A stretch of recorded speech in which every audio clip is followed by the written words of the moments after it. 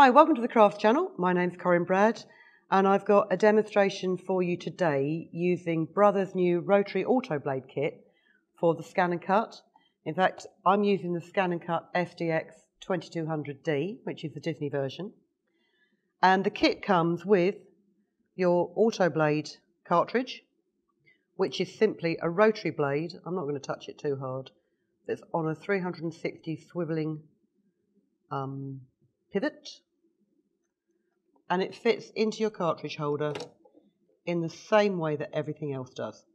Now with the kit you get an activation card so that you can go into the library that is there and use the elements that they've supplied you. So you've got some quilting templates, you've got an Applique alphabet, you've got some nice 3D designs and some nice Applique designs.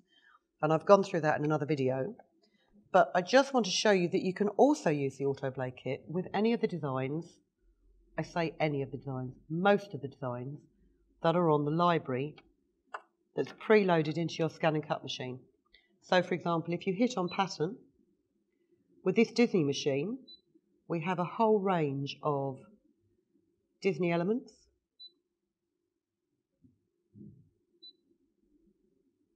So something like this tiara, you could cut out an applique onto a cushion for a girl's bedroom. The Tinkerbell one here is quite nice. Now I've actually done this bag using Tinkerbell. I think it's quite nice. And if you had Tinkerbell about this big on a cushion or the back of a jacket or something like that, the detail would come out really, really well. You can also use designs like the Christmas baubles here, which is what I've done this bag in. And what's nice is you can fussy cut your fabric so that a motif in the fabric will come out right in the centre of your bauble. Today, what I'm just going to do is this holly design. And what you do is when you load it onto your mat, it will ask you to do individual pieces. And then you add the next bit. And then you add the next bit. Let's just do yeah. Instead of taking each individual shape and editing it, making it bigger or smaller, you need to get all of your shapes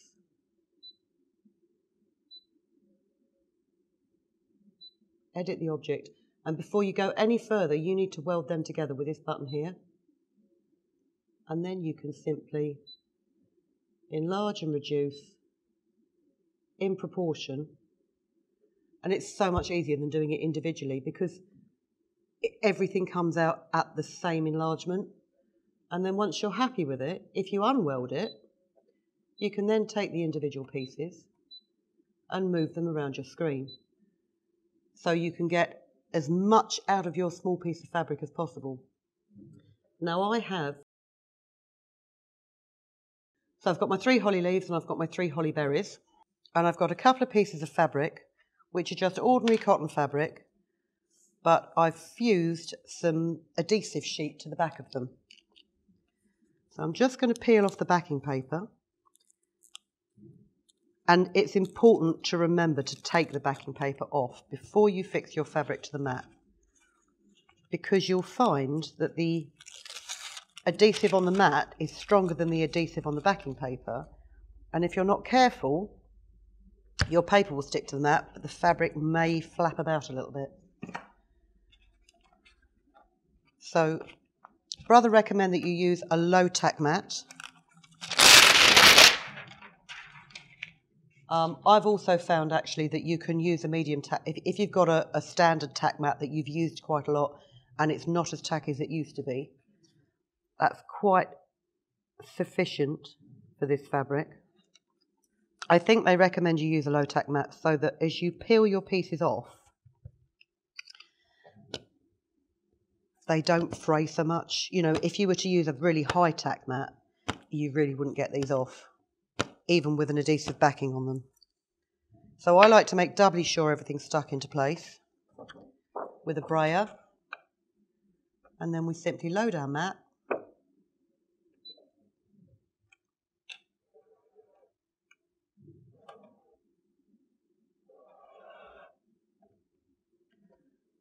OK it,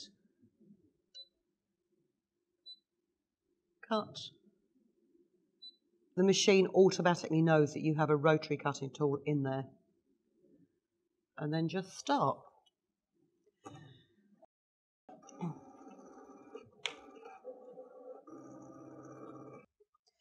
So it's cut that. I can now peel away the background. And then they can come quite simply using your spatula. And you can see how cleanly it has cut all those points on your holly leaf with no bird corners.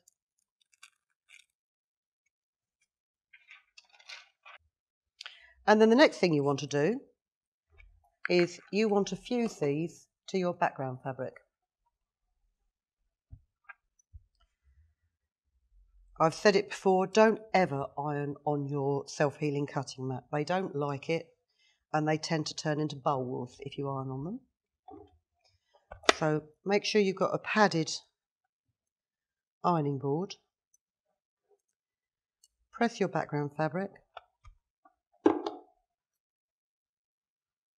And then what you can do is you can arrange your holly leaves.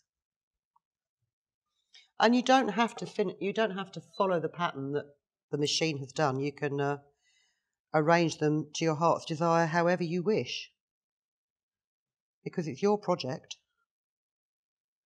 And if you've got a space that you want to fill, but I found the easiest way to do it is to pop your elements down to start with and arrange your pieces around it. And then once you're sure you like the design and you've got the correct spacing between each piece, fuse it into place with a medium heat iron. Now don't be tempted to iron it. Just lay it down on top, let it fuse temporarily, lay it down on top. So all those pieces are semi-stuck. And then if you flip it over, then you can give it a good old press because nothing's going to shift. And then also just give it a couple of minutes to cool down and for that adhesive to really work before you carry on with this. Now this bag here, I have machine appliqued on with a small white zigzag stitch. As I say, if I'd given it any thought, I would have made her much bigger. It would have made everything so much easier because trying to applique around the tip of her wand was not the easiest job in the world. And I have hand stitched appliqued on this bauble gift bag and then just added some hanging strings of rickrack braid.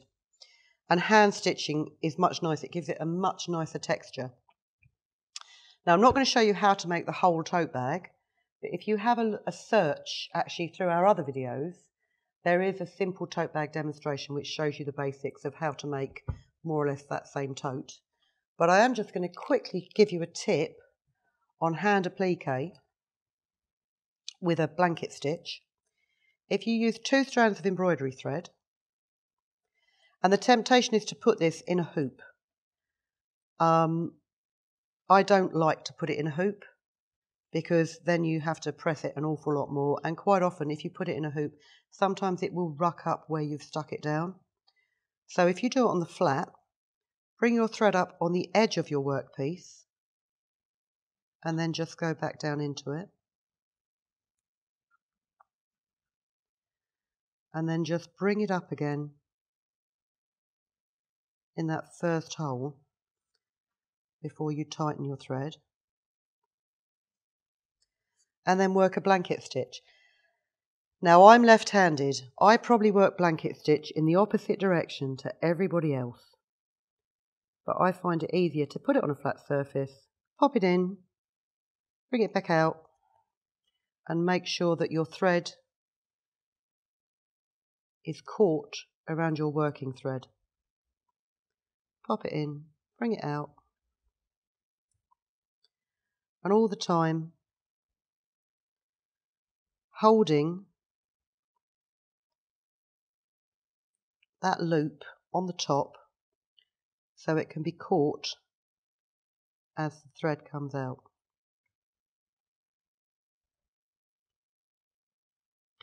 So you can blanket stitch in a hoop. You can also blanket stitch by holding the fabric and guiding the thread in underneath with your finger. But this way keeps your work much flatter. And also because you haven't got so much tension on your hands.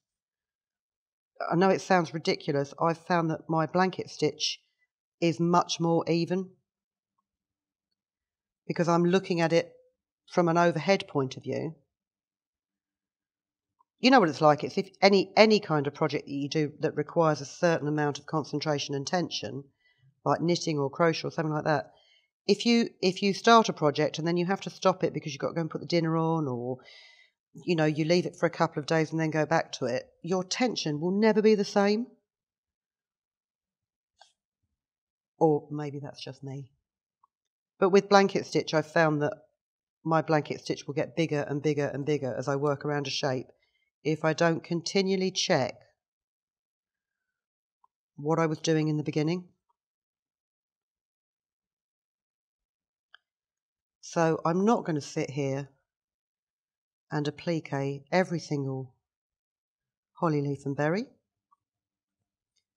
but hopefully you can see clearly enough on that overhead camera that just hold your working thread away, put your needle in and out, and make sure that that working thread is caught around the thread to form this nice thread edging to your applique shapes. Hold them in place, stop them fraying, and you know, if you're absolutely rubbish at sewing, if you use a good enough fusible adhesive sheet, you can get away without stitching them on there at all. But these gift bags are designed to be used time and time again, and if you're going to pack them up or fold them up, if you've sewn them in place, then all you'll need to do is a quick press to flatten them out again, and they should stay looking good for years to come. So I hope you like that idea. Have a look on the menu, the library that you have on your ScanNCut machine. You know, there's fonts so you can personalise things. There's a lot of basic shapes on there, but some of these nicer designs, like the more intricate designs, you know, you've got signs of the zodiac. There we go. Please subscribe to us, because if you do, you'll be notified when we've got new videos coming up. If you've got a new ScanNCut machine, or you've got an old one, you don't know what to do with it, or you've asked for one for Christmas, we have got quite an extensive playlist now. There's all kinds of things on there to show you the different things that you can do with your ScanNCut machine. And if you haven't got a ScanNCut machine, but you just like watching my videos, there are probably hundreds of them now. I seem to have been doing this forever. But if you've stuck with me all that time, thank you very much for tolerating me for this long. If you've only just found us, hope you come back. And in the meantime, keep safe. Thank you for watching, and we'll see you soon. If you've been inspired to create, please share your makes with us in the comments section below. And if you've enjoyed videos by the Crafts channel, hit the like button. Want to see more of us? Then click subscribe. See you next time.